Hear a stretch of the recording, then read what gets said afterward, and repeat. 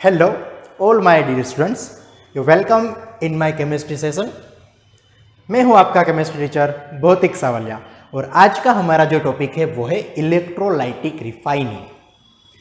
वैसे हमने मेटल्स और नॉन मेटल्स के चैप्टर में पढ़ा था कि जो ओर्स होते हैं ना उसमें से हमको मेटल मिलते हैं, राइट। वो जो मेटल है वो सल्फाइड फॉर्म में या कार्बोनेट फॉर्म में या फिर ऑक्साइड फॉर्म में होगी। उसमें से हमने उसकी सेपरेशन की मेथड भी पढ़ी थी कि सबसे इजीएस्ट वे है वो जो ऑक्साइड होते हैं मेटल के, उसमें से मेटल को सेपरेट करना होता है।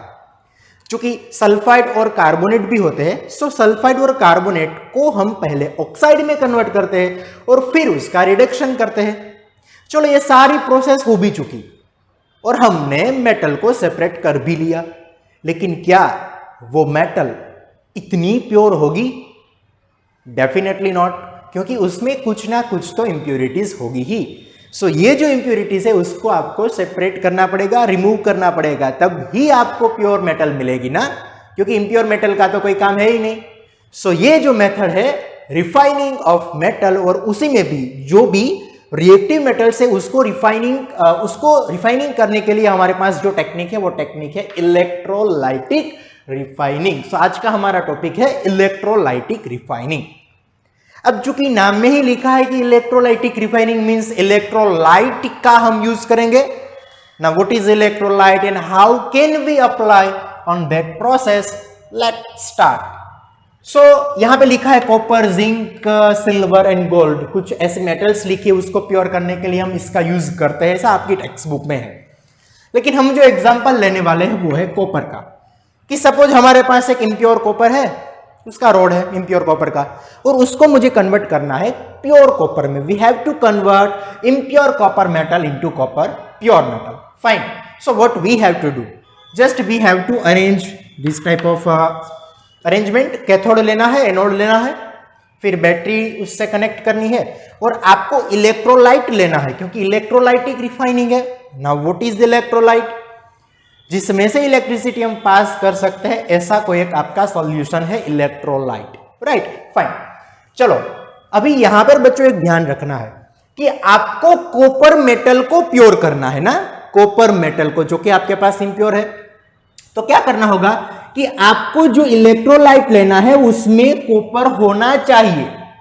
Means we have to choose electrolyte in which this metal is present. This metal means कि जिसको आपको प्योर करना है वो मेटल उसमें होनी ही चाहिए। लाइक कॉपर को मुझे प्योर करना है तो मैंने कॉपर सल्फेट लिया। अगर अल्यूमिनियम को करना होता तो मैं ऐसा कोई एक इलेक्ट्रोलाइट लेता जिसमें अल्यूमिनियम हो। ये तो सिंपल सी बात है, लेकिन याद रखनी है। चलो फाइन।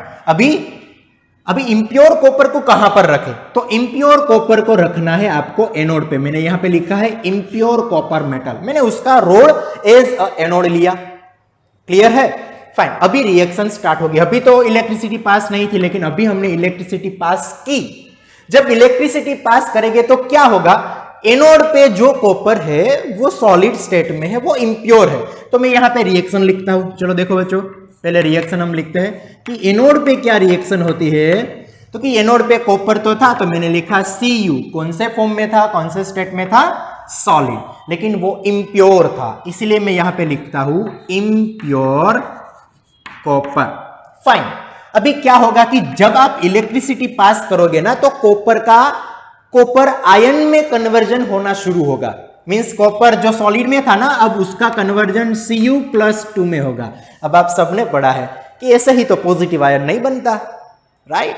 जब पॉजिटिव आयन बनता है तो उसमें से इलेक्ट्रॉन्स सेपरेट होते हैं। तो यहां पर 2 इलेक्ट्रॉन सेपरेट हो गए क्योंकि +2 पॉजिटिव 2 पावर है।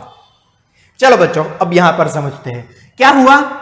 यहां पे इलेक्ट्रिसिटी पास की तो ये कॉपर जो सॉलिड था उसमें से उसका कन्वर्जन होया Cu+2 में। कहा किसमें हुआ? Cu+2। और उसके साथ उसने 2 इलेक्ट्रॉन्स जो है वो भी सॉल्यूशन को दिए, उसमें 2 इलेक्ट्रॉन्स भी गए। फाइन। अभी एक बात आपने नोटिस की कि हमारा इलेक्ट्रोलाइट CuSO4 है। जब आप इलेक्ट्रिसिटी पास करोगे तो उसका भी कन्वर्जन तो होगा ना Cu+2 एंड SO4-2 में होगा कि नहीं होगा? डेफिनेटली होगा। चलो इसका कन्वर्जन भी हो। इसका मीनिंग क्या होगा कि जब यहां से कॉपर का कॉपर आयंस में कन्वर्जन होगा वो इलेक्ट्रॉन सेपरेट करेगा, तब यहां पर Cu+2 जो कि पहले से आपके सॉल्यूशन में है, वो Cu2+2 क्या करेगा, Cu+2 वो इस 2 इलेक्ट्रॉन के ट्रू इलेक्ट्रॉन्स को एक्सेप्ट करेगा। क्या करेगा, ये जो 2 इलेक्ट्रॉन है उसको एक्सेप्ट कर लेगा और वो यहां पर डिपॉजिट हो जाएगा। कहां पर, चूंकि कैथोड पे, चूंकि कैथोड नेगेटिव है, कैथोड नेगेटिव है तो ये पॉजिटिव है, यूनिवर्स का रूल है नेगेटिव पॉजिटिव को अट्रैक्ट करता है, तो ये 2 इलेक्ट्रॉन लेके यहां पे डिपॉजिट हो जाएगा। सो धीरे धीरे टाइम इंटरवल जैसे जाएगा, यहां पे कैथोड पे आपको कॉपर मेटल मिलेगी। तो कॉपर मेटल कैथोड पे जो रिएक्शन होती है वो कैसी होती है, चलो सॉल्यूशन में क्या था, Cu2+2, मैंने लिखा Cu+2, इसने क्या किया, 2 इलेक्ट्रॉन को एक्सेप्ट किया, तो 2 इलेक्ट्रॉन को एक्सेप्ट करने के बाद उसका कन्वर्जन हुआ Cu सॉलिड में, लेकिन ये इम्प्योर था, लेकिन ये कैसा हो गया, प्योर। तो ये हो गई टोटल प्रोसेस Cu सॉलिड में से Cu सॉलिड, लेकिन ये था इम्प्योर और ये हो चुका प्योर, राइट। अब एक सिंपल सी बात समझो आप कि अगर स्विमिंग पूल में हमें नहाना जाना है, राइट, स्विमिंग पूल में जाएंगे तो कैसे जाएंगे, यहां से हमने लगाई डुबकी लगाई, जितनी डुबकी हम लगाते हैं जितने फोर्स से, उतना ही वाटर बाहर आता है कि नहीं आता, आता है कि नहीं आता। वैसे ही जितने Cu2+2 सॉल्यूशन में जाएंगे उतने ही Cu2+2 कहां पर जाएंगे, कैथोड में। अगर 2Cu का कन्वर्जन एनोड में से सॉल्यूशन में Cu+2 में होता है तो उसी वक्त आपके सॉल्यूशन में से Cu2+2 कहां पर डिपॉजिट होगा, आपके कैथोड पे, राइट। तो ये तो वैसा वर्षा हो गया कि जितना आयन से सॉल्यूशन में जाएगा उतना ही जो भी आयन से वो कॉपर में कन्वर्ट होगा कैथोड पे। सो ये जो थोड़ी सी बात थी ना कि एनोड में से डायरेक्टली कैथोड में जाता है, ऐसा नहीं होता, पहले सॉल्यूशन में जाता है और सॉल्यूशन में आयंस कहां पर जाता है, क्योंकि कैथोड पे। हमने एक बात बोली थी कि आपका जो सॉल्यूशन होगा, जो भी इलेक्ट्रोलाइटिक सॉल्यूशन है, उसमें वो मेटल होनी चाहिए।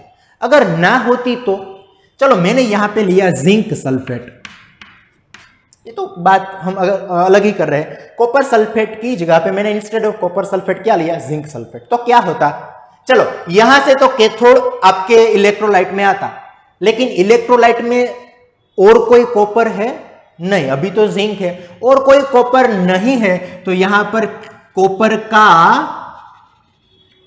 डिपोजिशन होता नहीं होता, तो आपको तो प्योर कॉपर मिलती ही नहीं, कॉपर मेटल प्योर ना मिलती, आपको तो वही चाहिए थी। इसीलिए आपको यहां पे ऐसा ही इलेक्ट्रोलाइट चूज करना है जिसमें वो मेटल हो।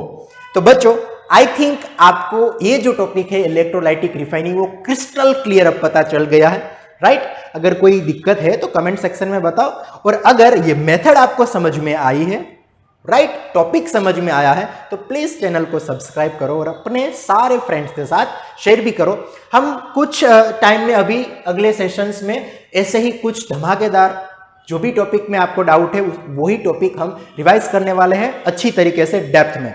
सो प्लीज कमेंट सेक्शन में आप ये भी लिखना कि कौन कौन से टॉपिक आप पढ़ना चाहते हैं, राइट। सो तब तक मिलते हैं हम अगले सेशन में, तब तक सबको बाय बाय।